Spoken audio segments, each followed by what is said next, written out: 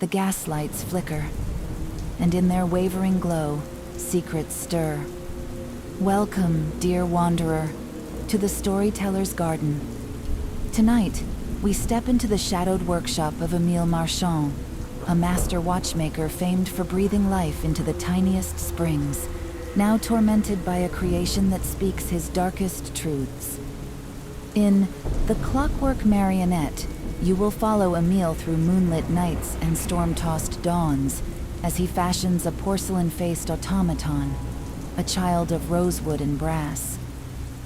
But when Lucien's obsidian eyes dawn their first spark of life, they whisper of a guilt long buried, the life of a duke's daughter lost to pride and a jammed mechanism. As the clocks chime in chorus, Lucien's gentle lullabies give way to urgent whispers. Tell me of the shadow in your heart, confess, and be free. With each confession, Emile's world unravels until he must choose between denial and the redemptive flame of truth. Lean in, dear wanderer, and listen closely. In this tale of clockwork innocence and human frailty, time itself becomes both judge and salvation. If these midnight murmurs haunt your thoughts, be sure to like this episode and subscribe to the channel. Your support keeps the shadows alive and ensures you never miss our next venture into the unknown. In the heart of a forgotten quarter, where gaslights wavered in drifting mists, there stood a small shop with stained glass panes and brass hinges dulled by time. Behind its solitary lamp, Emile Marchand worked. Night after night, he toiled at a battered workbench, surrounded by twin rows of sleeping timepieces, each one wound tight, each one a heartbeat in the dark. Emile was famed among the nobility, a master watchmaker whose skill could coax life from the tiniest spring. His creations adorned dukes' parlors and princesses' boudoirs. Yet acclaim meant nothing to him now. He craved something different, a companion to break the monotonous tick-tock of his solitude. He leaned forward, fingers stained with oil, and studied a half-assembled automaton.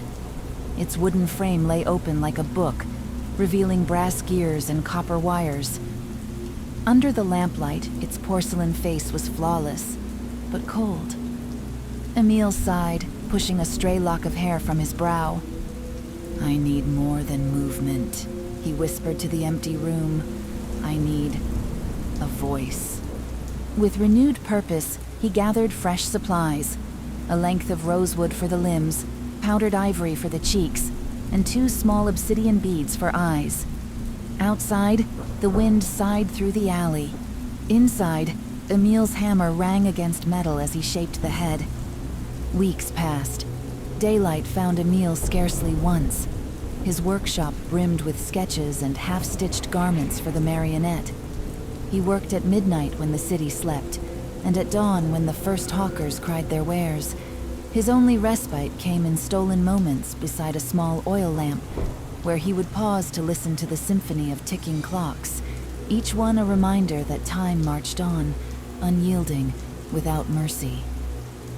At last, on a night when the moon rode high and silvered the cobblestones, Emile placed the final gear. He wound the fragile spring and set the figure upright. Its lacquered joints clicked sharply, and for a moment it stood poised, as though weighing its own weight for the first time. The watchmaker held his breath. "Father?" The single word pierced the silence. Emile's eyes snapped wide. The marionette's obsidian gaze met his, shimmering with uncanny life. A soft breath sounded from its lips. No bellows, no hidden bell, but a living sigh. Emile staggered back, heart pounding. He had built machines that chimed and whirred, but never one that spoke. With trembling hands, he reached forward to steady it, as though the wooden child might topple without his support. You said, Father." The marionette inclined its head. There was no terror in its voice, only curiosity. Emile's breath caught in his throat. In that instant, he knew that something profound had shifted. His solitude was over, and his greatest creation had awakened. Over the nights that followed, Emile named the marionette Lucien and began to teach him.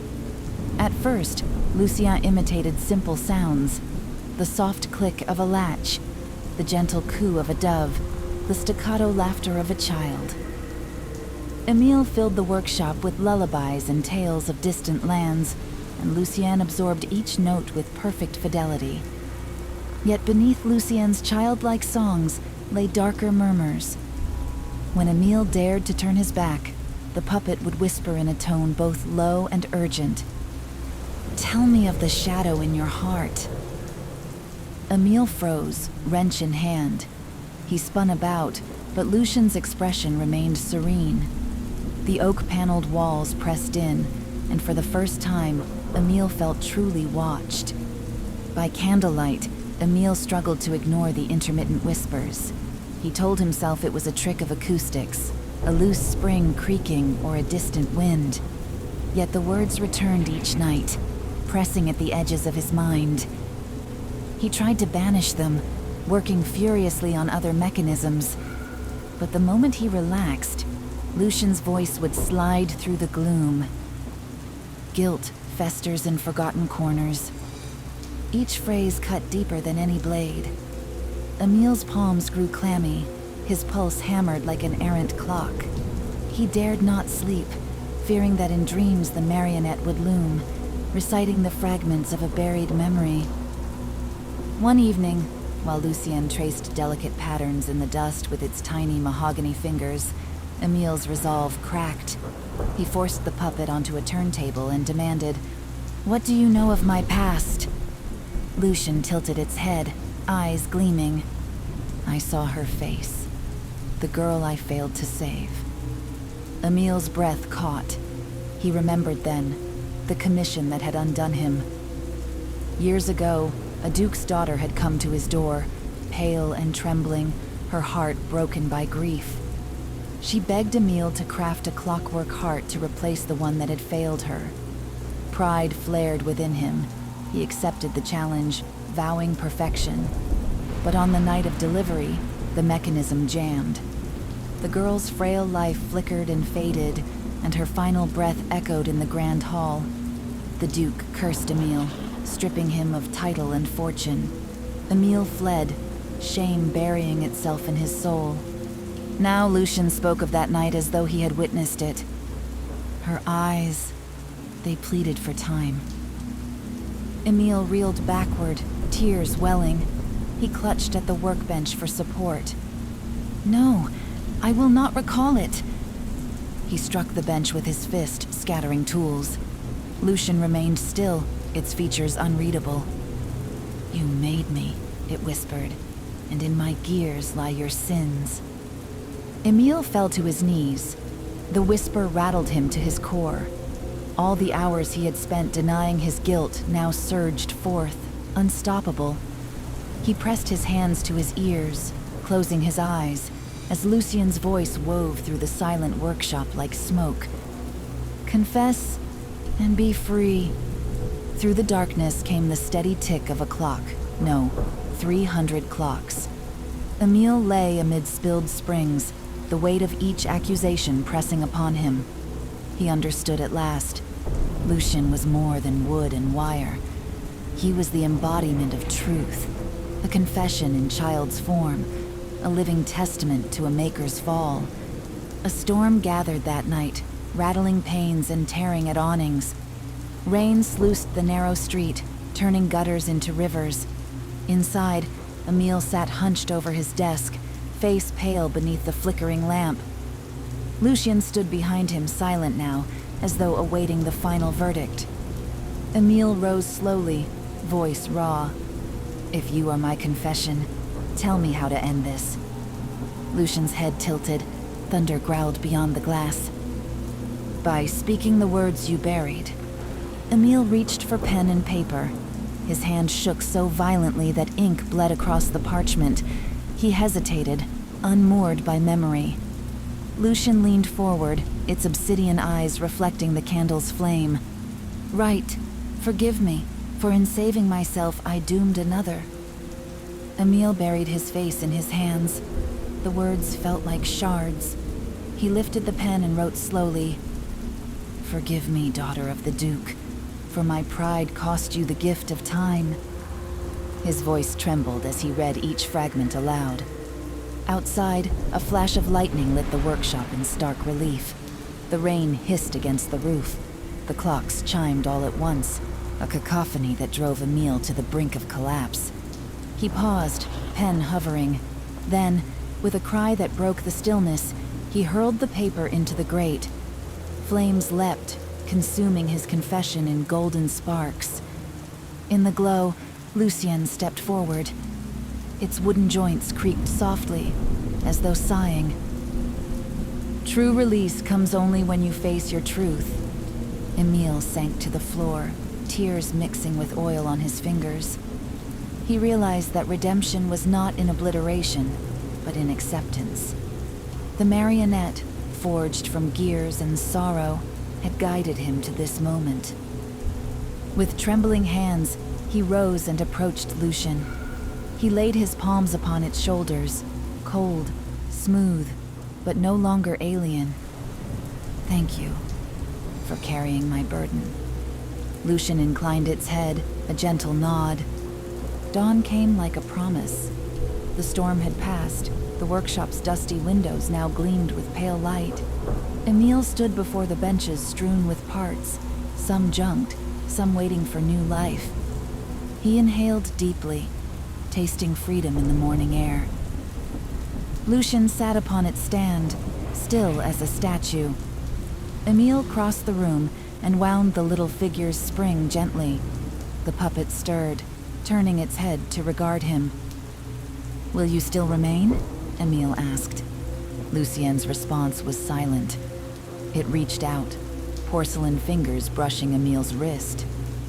"My purpose is yours, to bear witness, to remind. In every heart there is time to heal." Emile smiled softly.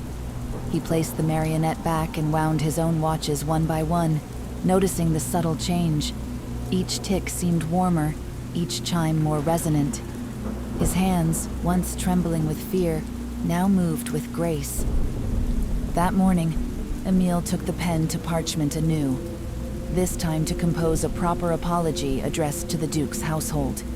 He wrote of his failure, of the girl he lost, and of the lessons learned in confession. Whether the letter would ever reach its addressees mattered little, for Emile had finally unburdened his own heart. He paused, looking at Lucien, the clockwork child who had spoken his deepest shame. No longer did the marionette seem a specter. It was instead a teacher, a living testament to the power of truth. As the sun climbed higher, Emile opened the shop door. He stepped into the street, turning the sign to read "Open." A breath of fresh air washed over him. In the distance, church bells tolled the hour, reminding all that time, once lost, might yet be regained. Behind him, Lucien's soft click echoed in the quiet workshop, a final whisper of hope. Time heals all wounds when we dare to speak. As the last echoes of Lucien's voice fade and the candlelight gutteringly surrenders to dawn, we are left to ponder the fragile mechanics of the human heart. Emile Marchand's tale reminds us that time can wound as sharply as any blade, and that only by daring to unlock our hidden anguish, one confession at a time, can the weight of regret be lifted. In the ticking of every clock lies a call to honesty, and in the hush between each beat, a promise of renewal. Thank you for delving into the Clockwork Marionette with me. If Lucien's gentle whispers and Emile's journey of atonement have stirred your own reflections on forgiveness and the passage of time, please like this episode and subscribe for more of Evelina's Midnight Murmurs. Your support keeps these stories breathing in the shadows. And remember, this Friday, join us for Sophia's Enchanted Evenings, where wonder and desire entwine in a new tale that will awaken your heart in unexpected ways. Until then, sleep lightly, dear listener, and remain ever mindful of the secrets that tick just beyond the edge of night.